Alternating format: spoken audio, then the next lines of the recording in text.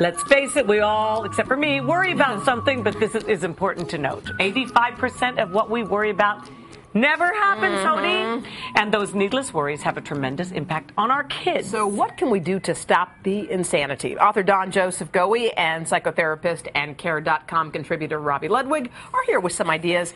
Hi, folks.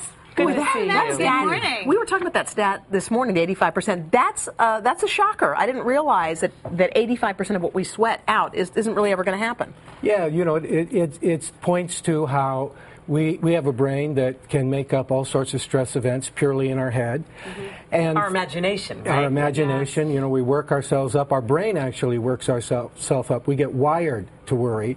40% of Americans are stressed and worried every day to the extreme.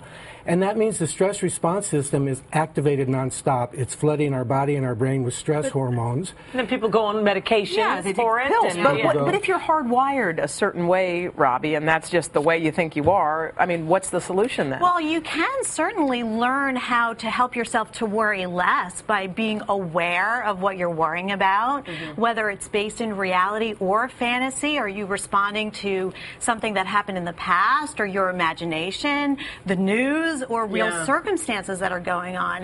And you can say, listen, am I really being realistic? And if not, maybe I need to shift the way I'm thinking and or take action. That's the best antidote for worrying. What can you do to take action? Well, living from simple principles has been shown to rewire your brain.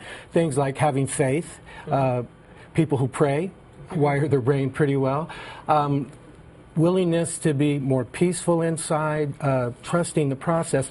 All of those, a whole set of different values that you begin to live from, begin to galvanize into this larger attitude. But you can be more pragmatic as well. Let's say you're worried about being stuck in traffic. Then leave yourself more time. Or if you do happen to get stuck in traffic. There are some things you can control. There are things that you have no control over, and then you have to decide what kind of attitude are you going to have to help you get through the day. Otherwise, it robs you of your joy in life. You're going to say something. No, go. No, it's just thinking, you know, there are people out there that are going, okay, so 85% doesn't come true. But it's that 15% that does come true. That's why I worry. What do you say to them? Well, the very interesting thing about that same study found that 79% of those people, the 15% that happened, 79% reported they handled it quite well. They resolved the issue.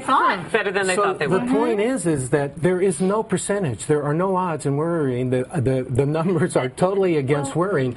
But the reason we worry is we're locked into it, and we are when we worry chronically, we're flooding our body with these stress hormones, and they kill brain cells, they damage our immune system, and they eventually kill us. Isn't it also the people you hang around with? Because look, if you're with people, I think it's contagious.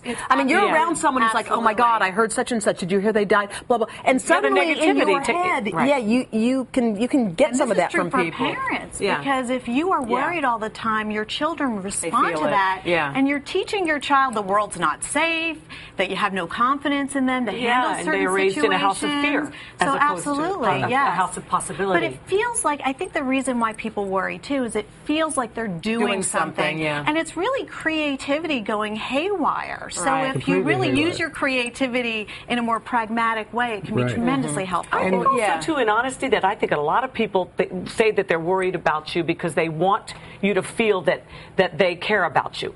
It's loving from afar. Yeah, but loving from afar.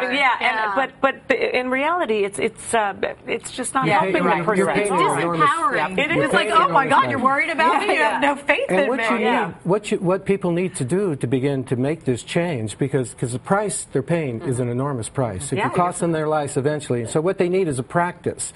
It's been shown that kind of a spiritual practice or a positive attitude practice moves you in this direction. Good and advice. I got 5 tools on my website at mysticool.com. People can get for free. Okay. Thank you. Go to our website to get his website. Robbie, thank you, honey. Thank you.